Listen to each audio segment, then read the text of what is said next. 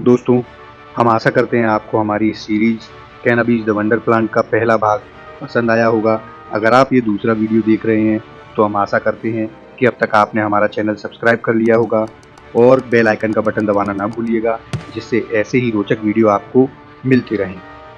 तो आइए शुरू करते हैं हमारी कहानी कैनबिस द वंडर प्लांट के दूसरे भाग अमेरिका में गांजे के सफर की।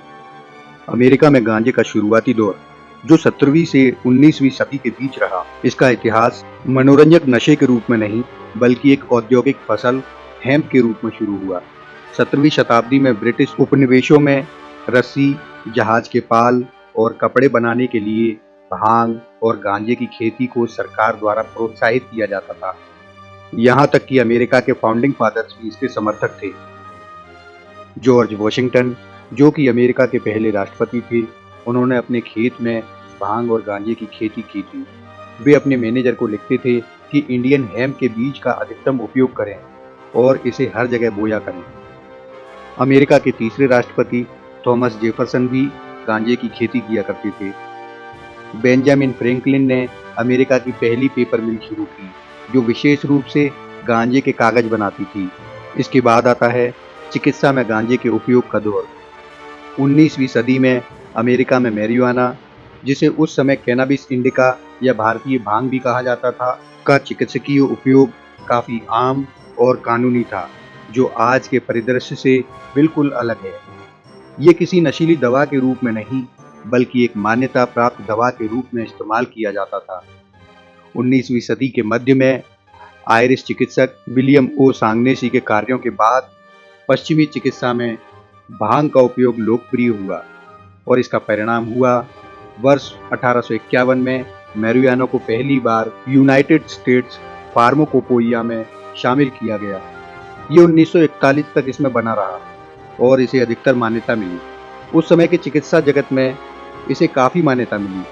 1840 से 1900 के बीच अमेरिका और यूरोपीय मेडिकल जर्नलों में इसके चिकित्सकीय उपयोगों पर 100 से अधिक लेख प्रकाशित हुए। उस समय के चिकित्सक कई तरह की बीमारियों के इलाज के लिए मैरिजुआना की सिफारिश करते थे। 1851 में प्रकाशित the dispensatory of the United States of America के अनुसार इसे विशेष रूप से नसों के दर्द, गठिया, टिटनेस, मिर्गी, हिस्टीरिया, मानसिक अवसाद और गर्भाशय रक्तस्राव के लिए इस्तेमाल किया जाता था। इसके अलावा गांजे का इस्तेमाल भूख बढ़ाने के लिए, दर्द निवारक के रूप में, मांसपेशियों को आराम और माइग्रेन की दवा के रूप में भी होता था। प्रसिद्ध चिकित्सक सर विलियम आल्सर ने 1913 में भी इसे माइग्रेन के लिए सबसे संतोषजनक उपाय बताया था। आज के विपरीत उस समय मैरिजुआना को आमतौर पर सिगरेट की तरह नहीं पिया जाता था, बल्कि इसका सेवन मुख्यतः अर्क और टिंचर के रूप में किया जाता था। उस समय में कई कंपनियां जैसे पर्क डेविस, एली लिली और टिल्डन एंड कंपनी कैनबिस के अर्क को बेचती थी। मरीज इसे बूंद बूंद करके या सिरप के साथ मिलाकर पीते थे। टिल्डन एंड कंपनी का कैनबिस अर्क उस समय काफी लोकप्रिय था और इसे मानसिक स्थितियों के इलाज में भी इस्तेमाल किया जाता था। हालांकि 19वीं सदी में ये बहुत लोकप्रिय था, लेकिन सदी के अंत तक इसके इस्तेमाल में गिरावट आना शुरू हो गई। इसके मुख्य कारण थे असंगत असर, मैरिजुआना की ताकत पौधे के स्रोत, उम्र और बनने की विधि के आधार पर अलग अलग होती थी, जिससे डॉक्टरों के लिए सटीक मात्रा तय करना मुश्किल हो गया था। दूसरा कारण था नई दवाओं का आगमन। एस्पिरिन, बार्बिटूरेट्स और इंजेक्शन वाली मॉर्फिन जैसी नई और अधिक भरोसेमंद दवाएं आ गई थीं, जो कई बीमारियों में ज्यादा कारगर साबित हुई। तीसरा कारण था बदलता सामाजिक नजरिया। 20वीं सदी की शुरुआत में खासकर मैक्सिकन प्रवासियों और मजदूरों के साथ जुड़ाव के कारण मैरिजुआना को एक खतरनाक नशीली दवा के रूप में देखा जाने लगा। इसे लोकोवीड यानी पागल करने वाली घास कहा गया और यह धारणा बनने लगी कि ये गोरे डॉक्टरों और मरीजों के लिए फायदेमंद हो सकती है, लेकिन अप्रवासियों के हाथों में ये खतरनाक है। और अंत में 1937 के मैरिजुआना टैक्स एक्ट ने इसे प्राप्त करना इतना मुश्किल बना दिया कि इसे 1942 में अमेरिकी फार्माकोपोइया से हटा दिया गया और इसका चिकित्सकीय उपयोग लगभग समाप्त हो गया। गांजा शब्द का आगमन। दिलचस्प बात यह है कि गांजा शब्द खुद एक यात्रा पर अमेरिका पहुंचा।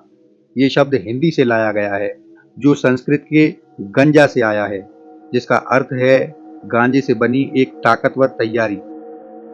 अब बात करेंगे 20वीं सदी की शुरुआत की, जिसमें गांजे के प्रति बदलती सोच और गांजे के अपराधीकरण की शुरुआत हुई। 20वीं सदी की शुरुआत में गांजे के प्रति नजरिया नाटकीय रूप से बदला। इसे अप्रवासी समुदायों से जोड़कर एक खतरनाक नशीले पदार्थ के रूप में चित्रित किया जाने लगा। 1930 के दशक में संघीय जांच ब्यूरो के निदेशक हैरी जे आउंसलिंगर ने इसके खिलाफ एक शक्तिशाली अभियान चलाया। इसी का नतीजा था 1937 का मैरिजुआना टैक्स एक्ट, जिसने प्रभावी रूप से पूरे अमेरिका में इसके उपयोग और बिक्री पर प्रतिबंध लगा दिया। इसे खतरनाक ड्रग के रूप में देखा जाने लगा और इसके चिकित्सकीय उपयोग को भुला दिया गया। और अब हम बात करेंगे हैरी आउंसलिंगर के दौर के बाद के समय की और उन कारणों की जिनकी वजह से अमेरिकी कानून निर्माताओं की सूची में बदलाव आना शुरू हुआ। कानून निर्माताओं के दृष्टिकोण में बदलाव के पीछे कई अहम कारण थे और ये बदलाव अचानक नहीं हुए, बल्कि कई दशकों में घटी घटनाओं, बदलते सामाजिक परिदृश्य और नई वैज्ञानिक जानकारियों की वजह से हुए। पहली है वैज्ञानिक नजरिया और सच्चाई से पर्दा उठना। सन 1944 में ला गार्डिया कमेटी की रिपोर्ट। ये रिपोर्ट पहला बड़ा झटका साबित हुआ। न्यूयॉर्क शहर के मेयर फियोरेलो ला गार्डिया ने विशेषज्ञों की एक समिति बनाई, जिसने एक रिपोर्ट जारी की। इस रिपोर्ट में प्राधिकारिक रूप से इस धारणा को खारिज कर दिया गया कि गांजे के सेवन से हिंसक व्यवहार या पागलपन होता है। इसने आउंसलिंगर के प्रचार अभियान की नींव हिला दी। हालांकि सरकार ने इसे नजरअंदाज कर दिया और बहस का नया रास्ता गेटवे थ्योरी, यानी ये नशा और ज्यादा खतरनाक नशों की ओर ले जाता है, के रूप में तलाशा। लेकिन 1960 का दशक आते आते ये दलील भी कमजोर पड़ गई। दशक भर में गांजे के उपयोगकर्ताओं की संख्या में जबरदस्त उछाल आया, लेकिन उस अनुपात में हेरोइन या कोकीन जैसी खतरनाक दवाओं के उपयोगकर्ताओं की संख्या में बढ़ोतरी नहीं हुई। इससे ये गेटवे थ्योरी कमजोर हो गई और इसके बाद राष्ट्रपति निक्सन द्वारा गठित एक राष्ट्रीय आयोग ने 1972 में अपनी पहली report marijuana a signal of misunderstanding जारी की। इस रिपोर्ट में कहा गया कि अधिकांश गांजा उपयोगकर्ता जो इसका इस्तेमाल करते हैं रोजाना या कभी कभार इस्तेमाल करते हैं, वो मूल रूप से अपने गैर उपयोगकर्ता साथियों से किसी भी बुनियादी मापदंड पर अलग नहीं पहचाने जा सकते, सिवाय इसके कि वो लोग गांजे का उपयोग करते हैं। दूसरा है सामाजिक बदलाव और श्वेत दिखने वाला चेहरा। 1960 का दशक अमेरिकी समाज में एक बड़ा सांस्कृतिक मोड़ था। वियतनाम युद्ध का विरोध, हिप्पी आंदोलन और श्वेत मध्यम वर्ग के युवाओं के बीच में गांजे का तेजी से फैलना। अब ये सिर्फ मैक्सिकन या अफ्रीकी अमेरिकी समुदाय का मसला नहीं रह गया था, बल्कि ये श्वेत अमेरिकन बच्चों का मसला बन गया।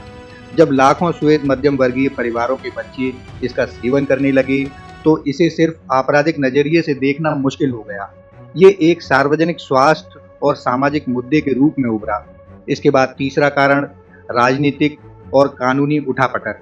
राष्ट्रपति रिचर्ड निक्सन ने 1970 के कंट्रोल्ड सब्सटेंस एक्ट के तहत गांजे को सबसे खतरनाक शेड्यूल 1 श्रेणी में रखा और वार ऑन ड्रग की घोषणा की। रोनाल्ड रीगल के कार्यकाल में ये युद्ध और उग्र हुआ, जिसमें सख्त सजा के प्रावधान बनाए गए। लेकिन इस कड़े रुख ने एक विरोधाभास पैदा कर दिया। एक तरफ सख्त कानून और दूसरी तरफ उनके असर पर सवाल। जैसे जैसे आंकड़े सामने आने लगे, ये साफ हुआ कि इस ड्रग वॉर का शिकार सबसे ज्यादा अश्वेत और लैटिन समुदाय हो रहे हैं। 21वीं सदी की शुरुआत के कुछ अध्ययनों के अनुसार गांजे से जुड़े मामलों में गिरफ्तार होने की संभावना गोरे लोगों की तुलना में अश्वेत अमेरिकियों की लगभग 4 गुना अधिक थी, जबकि दोनों समूहों में इसके उपयोग की दर लगभग समान थी। इस नस्लीय असमानता ने न्याय और समानता के सवाल खड़े कर दिए। ये स्पष्ट हो गया कि ये कानूनी व्यवस्था निष्पक्ष नहीं है और ये ऐतिहासिक रूप से अल्पसंख्यकों को निशाना बनाने के लिए इस्तेमाल की गई। और चौथा है चिकित्सा उपयोग की वकालत और जनमत के जनादेश। 1990 का दशक सबसे बड़ा टर्निंग पॉइंट साबित हुआ। गांजे के चिकित्सकीय उपयोग का आंदोलन। एड्स, कैंसर और अन्य गंभीर बीमारियों से जूझ रहे मरीजों ने दावा किया कि गांजा उनके दर्द को कम करने, भूख बढ़ाने और मतली को रोकने में मदद करता है। ये सिर्फ नशे का नहीं बल्कि इलाज का मुद्दा बन गया। डॉक्टरों और मरीजों के एक बड़े तबके ने इसके लिए आवाज उठाना शुरू कर दी। 1996 में कैलिफोर्निया ने इतिहास रच दिया। यहाँ के मतदाताओं ने प्रपोजिशन 215 पारित करके गांजे के चिकित्सकीय यूज को वैध बनाने वाला पहला राज्य बनने का फैसला किया। ये एक ऐतिहासिक क्षण था क्योंकि ये कानून निर्माताओं ने नहीं बल्कि सीधे जनता ने बनाया था। इसके बाद एक राज्यों में इसी तरह के कानून पास होते गए। 2012 में कोलोराडो और वाशिंगटन ने एक कदम और आगे बढ़ाते हुए मनोरंजन के लिए गांजे को पूरी तरह से वैध कर दिया। 21वीं सदी में गांजे के प्रति नजरिया लगातार उदार हुआ है। 2012 में कोलोराडो और वाशिंगटन मनोरंजन के लिए इसके उपयोग को वैध बनाने वाले पहले राज्य बने। तब से ये सिलसिला तेजी से बढ़ रहा है। 24 राज्यों में मनोरंजन के लिए गांजे को कानूनी मान्यता प्राप्त है। 38 राज्यों में चिकित्सा के लिए इसका उपयोग कानूनी है। हालांकि संघीय स्तर पर यह अभी भी अवैध है और शेड्यूल 1 ड्रग में आता है, जो कानूनी और व्यावसायिक चुनौतियां पैदा करता है। 2022 में राष्ट्रपति जो बाइडेन ने गांजे के उपयोगकर्ताओं के लिए सभी पूर्व संघीय दोषियों को माफी प्रदान की और स्वास्थ्य सचिव को इसके पूर्व निर्धारण यानी शेड्यूल 3 में डालने की समीक्षा शुरू करने के आदेश दिए। अब जान लेते हैं वर्तमान में नवीनतम घटनाक्रम जो इस समय अमेरिका में गांजे से जुड़े कानूनों और नीतियों में हो रहे हैं। संघीय स्तर पर ऐतिहासिक बदलाव, पुनर्निर्धारण की प्रक्रिया। सबसे बड़ी और ऐतिहासिक खबर ये है कि 18 दिसंबर 2025 को राष्ट्रपति डोनाल्ड ट्रंप ने एक कार्यकारी आदेश पर हस्ताक्षर किए जो गांजे को संघीय नियंत्रण पदार्थ अधिनियम की सबसे खतरनाक श्रेणी शेड्यूल 1 से निकालकर कम खतरनाक शेड्यूल 3 में डालने की प्रक्रिया को तेज करने के निर्देश देता है। अब जान लेते हैं कि शेड्यूल 1 और शेड्यूल 3 ड्रग क्या है। शेड्यूल 1 का मतलब है कि कानून के अनुसार उस पदार्थ का कोई स्वीकृत चिकित्सकीय उपयोग नहीं है और इसके दुरुपयोग की संभावना सबसे अधिक है। शेड्यूल 3 का मतलब है कि उस पदार्थ का चिकित्सकीय उपयोग स्वीकार किया जाता है और इसके दुरुपयोग की संभावना अपेक्षाकृत कम है। ये बदलाव 55 साल पुराने प्रतिबंध के इतिहास में एक बड़ा मोड़ है। इसके साथ जहां गांजे को राहत मिल रही है, वहीं भांग गांजे से बने सीबीडी उत्पादों पर संकट के बादल मंडरा रहे हैं।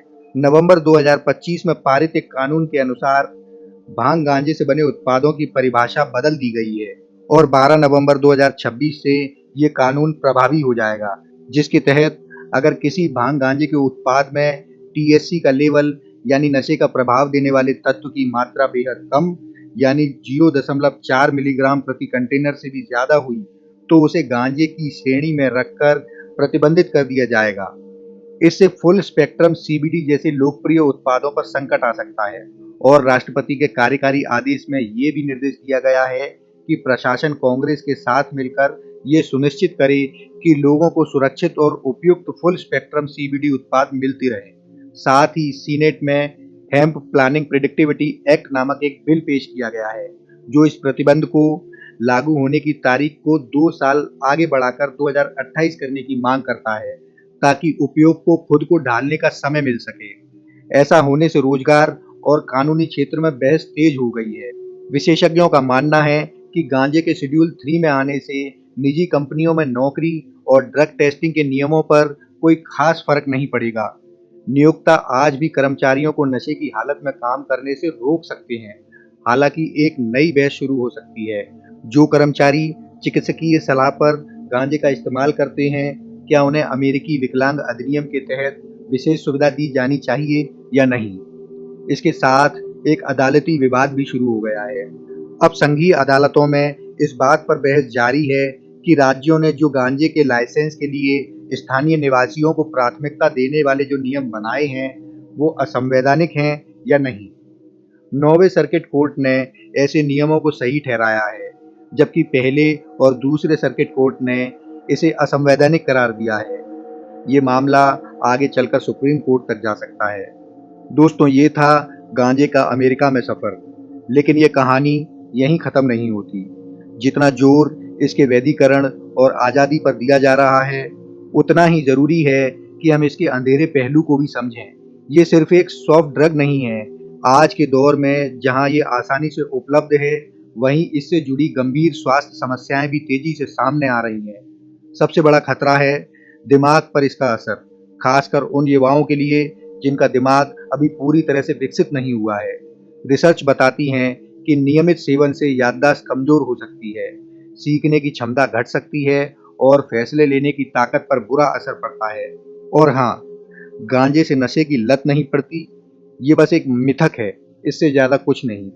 हर साल लाखों अमेरिकी गांजे के इस्तेमाल से होने वाले मानसिक विकार का शिकार हो रहे हैं। ये कोई मजाक नहीं है। इसका मतलब है कि इंसान इसके बिना रह नहीं पाता, उसकी जिंदगी, रिश्ते और नौकरी इसकी भेंट चढ़ जाते हैं। सबसे चिंताजनक बात है मानसिक सेहत से इसका रिश्ता। जिन लोगों को मानसिक बीमारियों का खतरा पहले से है, उनमें ये एंजाइटी, डिप्रेशन और यहाँ तक कि सिजोफ्रेनिया जैसी गंभीर मानसिक स्थितियों को ट्रिगर कर सकता है। इसके अलावा लगातार धूम्रपान करने वालों के लिए फेफड़ों की बीमारी और ब्रोंकाइटिस जैसी समस्याएं भी आम हैं। तो जहां ये कहानी एक तरफ आजादी, भूल और व्यापार की है, वहीं ये एक चेतावनी भी है। कानून चाहे जितना भी बदल जाए, इस बात को नहीं भूलना चाहिए कि हर चीज की एक सीमा होती है। गांजे का असली चेहरा सिर्फ आराम नहीं, बल्कि लत, बीमारी और बर्बादी भी हो सकता है। अपना ख्याल रखें, समझदारी से फैसला लें। मिलते हैं कैनाबीज द वंडर प्लांट की अगली सीरीज में। तब तक के लिए नमस्कार।